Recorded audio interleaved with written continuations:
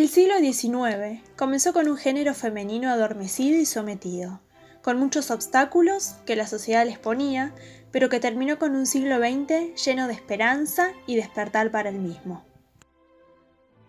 Ada Lovelace. Augusta Ada King, condesa de Lovelace. Augusta Ada King nació el 10 de diciembre de 1815 en Londres y falleció el 27 de diciembre de 1852. Era hija de la adinerada Ana Isabel Milbanke y el poeta, aristócrata y escritor Lord Byron. El matrimonio no duró mucho y cuando Ada tenía un mes, su madre abandonó a su esposo. Fue registrada al nacer como Augusta Ada Byron y conocida habitualmente como Ada Lovelace. Fue una matemática, informática y escritora británica, célebre sobre todo por su trabajo acerca de la calculadora de uso general de Charles Babbage, la denominada máquina analítica. Ada era amante de los espectáculos, de la danza y de coleccionar joyas. Tenía un tipo de trastorno de bipolaridad. Ada creció solo con la compañía y protección de su madre, una mujer con inquietudes matemáticas que luchaba para que su hija no siguiera los pasos de su padre. Por ello, la joven Ada recibió lecciones de matemáticas y ciencias en un intento, por parte de su madre, de erradicar la herencia de locura poética que llevaba en los genes. Por eso también la disciplina que recibía era excesiva. En 1835, Ada se casó con el barón William King, geólogo, que posteriormente se convirtió en conde de Lovelace. Durante su matrimonio, siguió estudiando matemáticas. Tuvieron 3 hijos. En los últimos años de su vida, su salud se deterioró gravemente hasta que falleció en 1852, poco antes de cumplir 37 años. Existen películas y muchos libros sobre Ada. También un día que lleva su nombre, en conmemoración a los logros tecnológicos y científicos femeninos, y le hicieron un tributo a su memoria digno de ella, el lenguaje computacional. A Ada le interesó mucho la máquina desarrollada por Babbage, quien en 1841 se fue a Turín para promover la financiación de su máquina analítica, y tradujo un informe sobre ella. Ada trabajó un año en traducir unas notas escritas en francés sobre la máquina a inglés, agregando comentarios. Estos comentarios fueron excelentes y muestran cómo computar con la máquina los números de Bernoulli. En ningún momento aparece su nombre, ya que las mujeres en esa época no eran consideradas aptas para algo así. Ada creó procedimientos para reutilizar esas tarjetas en las operaciones sencillas y pensó que la máquina podía utilizar, además de números, símbolos.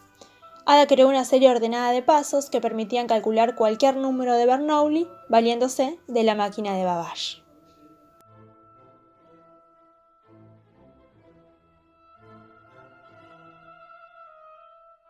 Florence Nightingale. La dama de la lámpara. Nació en la ciudad italiana de Florencia el 12 de mayo de 1820, y de ahí su nombre, pero creció en pintorescas casas de campo inglesas con su hermana mayor. Perteneciente a una familia acomodada, era hija de William Edward Nightingale y Frances Smith. Cada 12 de mayo, coincidiendo con el aniversario de su nacimiento, se celebra el Día Internacional de la Enfermería. En 1837, impulsada por lo que ella interpretó como una llamada divina, anunció a su familia su decisión de dedicarse a la enfermería. A pesar de la fuerte oposición de su familia, logró formarse como enfermera. En aquella época, la profesión de enfermera, o cuidadora, estaba asociada a mujeres de la clase trabajadora, nada que ver con una joven culta como Florence, que además estaba destinada a casarse, algo que no sucedió porque el matrimonio no le gustaba, y por eso se dedicó a Dios, por ese llamado divino. Fue además una reformadora social, una defensora del acceso femenino a la educación y una muy buena matemática. Florence se destacaba en matemáticas y ciencia. Tuvo que luchar por conseguir que sus padres le permitieran estudiar matemáticas luego de leer a Euclides. Ellos consideraban que la matemática no le serviría a una mujer, y mucho menos casada. Sin embargo, Florence lo logró y convenció a sus padres. En 1910 falleció. Florence aprendió aritmética, geometría y álgebra. Antes de dedicarse plenamente a la enfermería, tuteló a niñas y niños en esas áreas de las matemáticas, con un programa de aprendizaje concreto y bien planificado. En sus planes de lecciones para la enseñanza de la aritmética y la geometría, incluía problemas basados en la vida de sus alumnos y alumnas.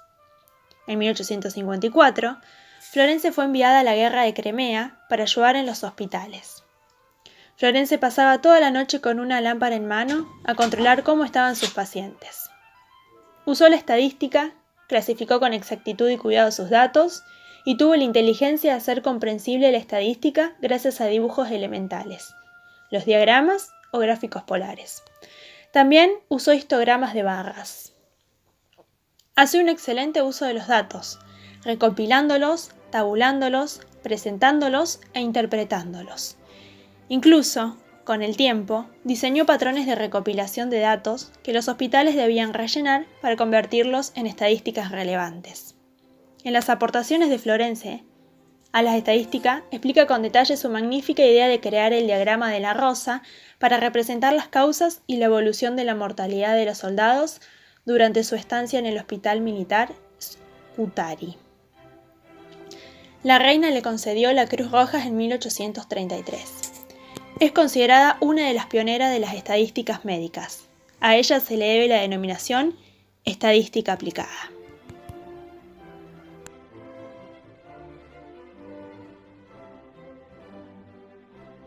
Софья Васильевна Ковалевская. Mujer matemática, política y escritora a la vez. Nació en 1850 y murió en 1891. Fue hija de un general zarista. Sofía vivió alejada de sus padres, quienes debían frecuentar la corte, y fue su abuelo quien la educaba y quien le despertó el interés por las matemáticas. Fue una matemática rusa del siglo XIX, que para poder estudiar en la universidad tuvo que salir fuera de Rusia, pedir permisos especiales para asistir a clase y solicitar clases particulares a ilustres matemáticos. Su padre no estaba de acuerdo en que su hija estudiara, y mucho menos matemática, hasta que lo convencieron y le permitió estudiar. Luego de recibirse, buscó trabajo, pero la sociedad no se lo concedió. Recibió la herencia de su padre, pero se perdió, y abandonó las matemáticas y se dedicó a la literatura. Tuvo una hija con su primer pareja, que tiempo después muere. Luego de unos años, volvió a enamorarse y una neumonía terminó con su vida a los 41 años. Sofía desarrolla sola y por su cuenta la trigonometría elemental. Empezó a comprender los símbolos de Ostrogradsky. En París se realizaba un premio Bordin de matemáticas, en el cual participó. El mismo consistía en aportar algo nuevo al conocimiento del movimiento de un cuerpo rígido que se mueve alrededor de un punto, bajo la influencia de la gravedad. Sofía ganó ese concurso con un trabajo sobre un caso particular del problema de la rotación de un sólido alrededor de un punto fijo. Dejó huellas importantes en matemáticas. Hay un teorema llamado Cauchy-Kowalewski que trata de los sistemas lineales de derivadas parciales que cumplen determinadas condiciones de contorno y la existencia de funciones analíticas de tales sistemas.